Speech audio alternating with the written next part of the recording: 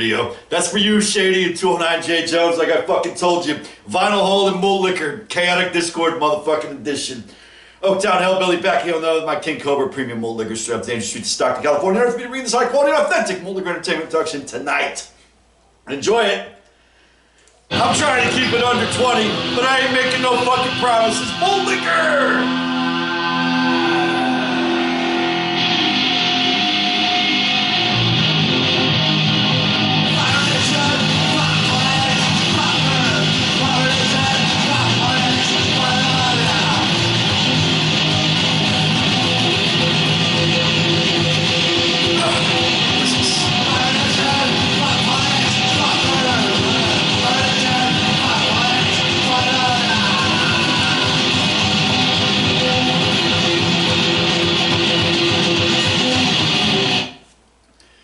Shout out 209JJones, Loot Bag Larry, Lone Wolf 420, Pro Wrestling Guy, Rock Bottom 559, and Cause of 25, the motherfucking Northern California contingent. Shout out to Mr. Rander 009, the motherfucking Mark Messier, Malt Liquor, ladies and gentlemen. Subscribe to his channel. He doesn't make as many videos as he used to, but when he does, they are fucking spectacular. Shout out to Hell2Pay80, now Hell2Pay80, and Nick Gutted, and Golden Walrus. I'm waiting on a couple of more records to come in. I ordered a Slayer, Rain and Blood, and a couple of Pantera albums. One came from Japan, the other two are coming from Germany, so it's probably going to be a minute before I get them. So once I do, I'll do a, some sort of a ode to heavy metal of what I have in my collection on vinyl, which is very limited. I don't have any heavy metal albums as of yet. I plan on getting a few. And you guys are well versed. You understand metal very well, and hopefully you'll enjoy what I put out there. Malt Liquor label out. Stop homebrewing, and thankfully craft beer reviews are largely fucking dead on YouTube. Just because I collect vinyl, or just because one collects vinyl, that doesn't mean you should be drinking craft beer. You should be drinking union-made fucking malt liquor. And that's a fact, Jack. Shout out to Falstaff, of course. Malt Patriot, Indiana Malt. Ronnie Boy Malts put out a video today. I gotta watch it, a few other things. Alright, let's get into this here. Yeah, we'll do a little bit of that. Gotta watch an ad, probably.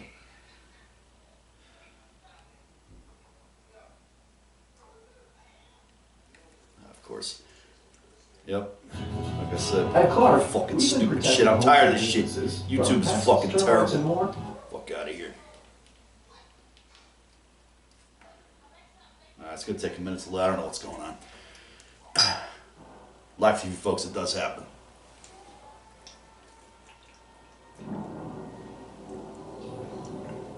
Everybody's talking about the good old days. Alright, first up, got this off of Discogs. Black Flag, Annihilate this week, 12-inch single. This was, sometimes this is available on the SST website, but lately it has not been. Another one to add to my collection. I will attempt to get the complete Black Flag discography on vinyl. I have a few more to get. My War right now is damn near impossible to get. The last pressing I think was about 10 years ago, and that album is up there. It's like $50, $60 or whatever. Turn that down a little bit. Live TV, folks, it does happen. This one came out in '87 after the band had already broken up. I've heard these songs in here. It's not their best work. I mean, you look at the stuff. My favorite era is the Slippin' In era and earlier. You know, that's it.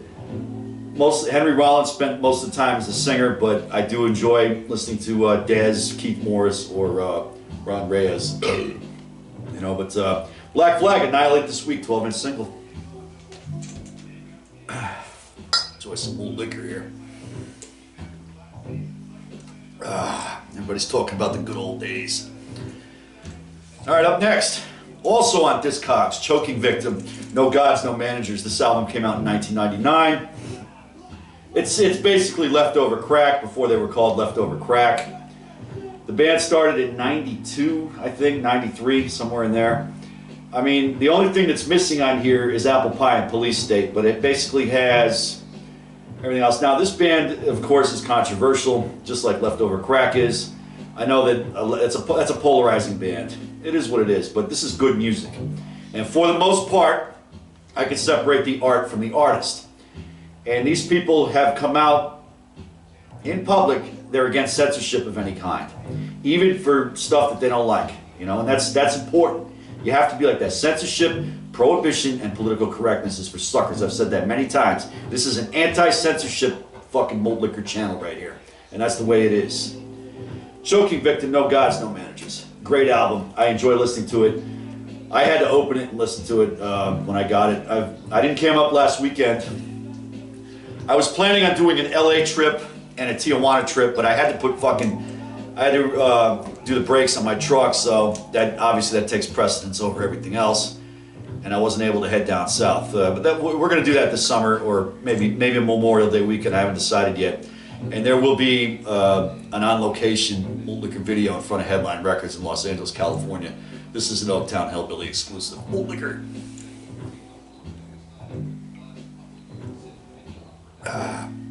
Delicious. Malt Liquor. All right. Last week I went to EconoJam Records in Oakland after work.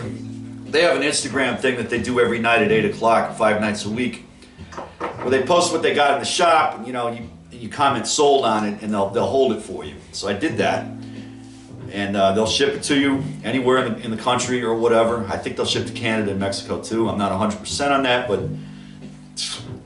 EconoJam has a unique inventory. They got a lot of great jazz albums. I've picked up several jazz albums from that store. It's one of my favorite shops to go into. But this is the Ghostface Killah 12 Reasons to Die instrumental album. The album itself, it's whatever. It's not his best work. I think that the last great Ghostface record that came out was probably the Big Doe Rehab, and you're talking, that's 15 years ago. He did Ghostini, I think. That one, I mean, it's whatever. I mean, it's a lot of the same shit. I wish that he would do Iron Man 2 or Supreme Clientele 2. That's what needs to happen. Supreme Clientele is a masterpiece. It's so vastly different, but this 12 Reasons to Die instrumental is great. And this was dirt cheap. I mean, it was only $16. And I'm gonna crack this open this evening and listen to it. I know it's gonna be a good one. The album itself sounds pretty decent. The regular one, the non-instrumental. But I'm sure this will be great too. Ghostface Killah 12 Reasons to Die instrumental. Malt Liquor.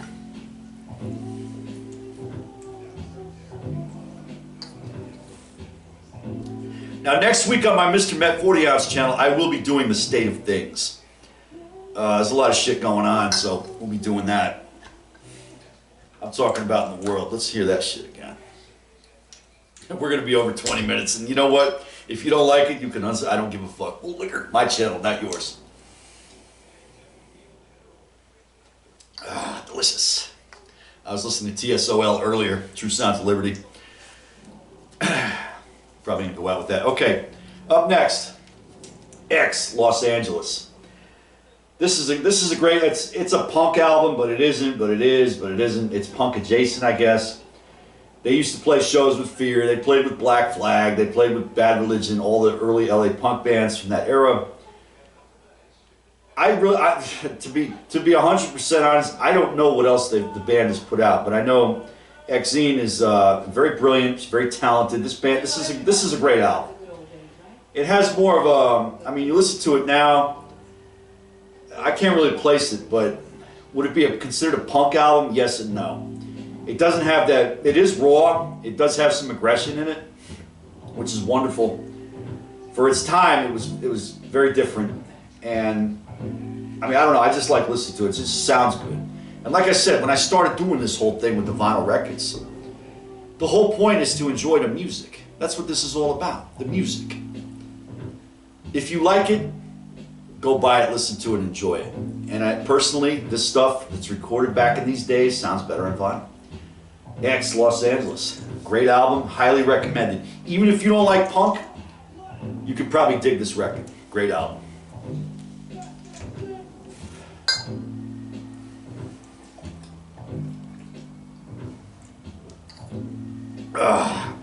Delicious. Shout out James Montana 29, of course. And Now, Falstaff, I know that the Yankees won their ball game. I was watching the Met game. Before I listened to my TSOL, I had the Met game on. The Ranger game is on too. I'm back and forth between that. I'm listening to some punk rock, and I decided I'm gonna cam up. You know, why not? Fuck it, malt liquor.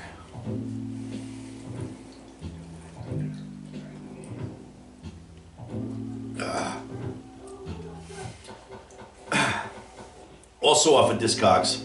Now this X Los Angeles, I also purchased this at Econo Jam Records. I came in, I had reserved that 12 Reasons to Die instrumental, Ghostface Killer. I said, you know what, I'm in here, I gotta flip through. I was looking through the jazz bin, and then I started looking through the punk albums. And I saw they had a sealed copy of that. I'm like, you know what, 21 bucks, great price, I'll get it. Why not, fuck it. Lars Frederiksen and the Bastards. The debut album from the year 2000. This album came out in the year 2000. I purchased it. It was a day one purchase for me, and I listened to the fuck out. I listened the fuck out of it all through my Kosovo deployment in 2000 and 2001. This was like the soundtrack for that. It just has so many classics on it: Wine and Roses, Antisocial, Skunks, Subterranean, Dead American. You know, of course. This was Lars Frederiksen at his best. That's a controversial statement, I understand that. But the second album was good. I would say a great album too, but not as great as this one.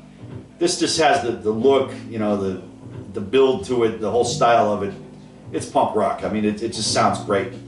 And he was already, I mean, Rancid, he was in Rancid, they're already famous, you know. Rancid 2000, the self-titled album, 2000 album was a great album too.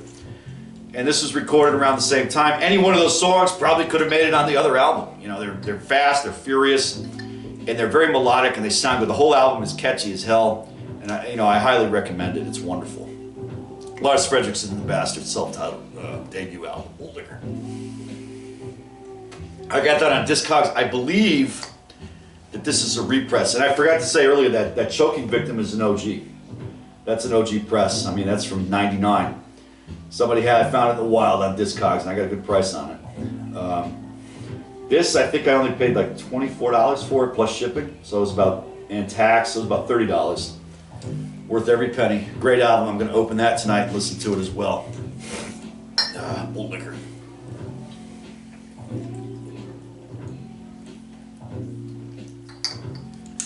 This King Cobra Premium Malt Liquor is brewed and packaged by hardworking, patriotic fucking Americans, and you need to support that. Manufactured by unionized fucking professionals. Malt Liquor. Just like a lot of this vinyl. Pressed and manufactured by unionized fucking professionals. Now, finally, the namesake here of this masterpiece. What the fuck? Fucking ads. Fuck out of here with this bullshit. Fuck you. Chaotic Discord, fuck religion, fuck politics, fuck a lot of you. Now, I had to get this from Germany, and this was not a new one. It's a used album. The copy that I got is immaculate. There's no bouncing, there's no bullshit on it. It's no scratching. It sounds great. I don't think it's been played a whole shitload of times. But this one here, you know, Chaotic Discord is an interesting band in and of itself.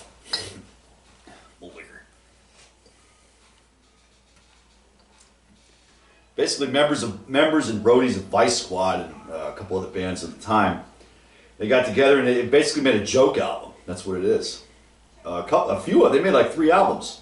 This is their best one. They had, I think, Bad was another one, and then there's a bunch of, you know, singles and shit. I first heard of Chaotic Discord about '98 when I bought a compilation, and that song was on there. I said, this band is fucking wild. I gotta check it out. And I went to there was a record store in Leesville, Louisiana. Once we got home from Bosnia, and I asked her if she was able to order that for me, and she was able to get it for me, and I got it. And I listened to that a lot, especially when I was in the Iraq War in 2003 and 4. And a lot of the guys in my platoon, they didn't care for it too much because it's obnoxious. This is one of the worst punk albums that's ever been recorded. And for me to say that, I'm talking to you, Shady and 209JJones. If I'm saying this is bad, it's bad. It's unlistenable. The average person would listen to this and be like, that is fucking terrible. I can't stand it, fucking turn it off. And that's a fact. I absolutely love this album. It's so obnoxious, it's so horrible, it's so bad, it's good. You know what I'm saying? Malt Liquor.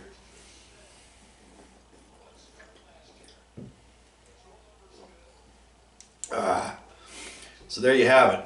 You know, this and that. A little bit more to go. Malt Liquor.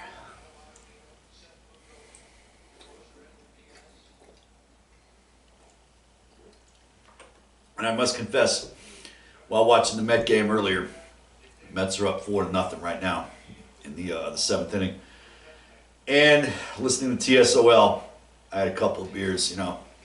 I had a 25-ounce can of King Cobra, as well as a Budweiser Chelada prior to camming up. So I'm already a little bit half in the bag, ladies and gentlemen. It does happen. It's live television. You know, that's what we got going on. Malt Liquor.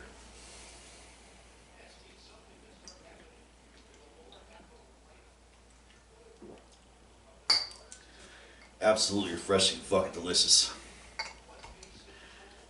I can't remember. It doesn't matter anyway. I don't give a fuck if I had showcased this or not. Dwayne Peters and the Huns Unite.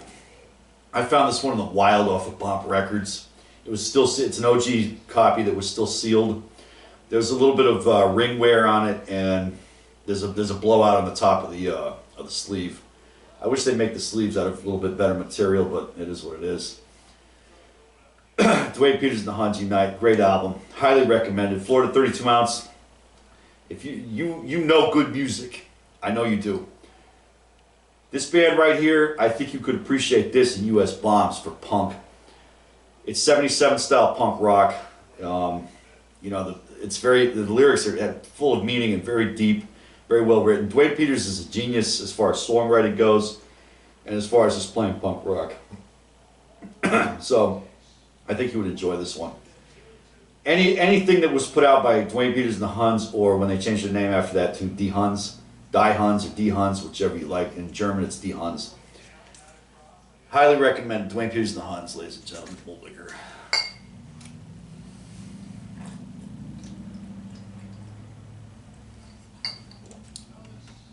All right.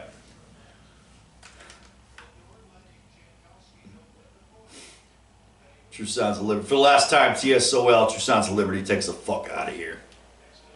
Oh, yes, of course. Fucking cunts.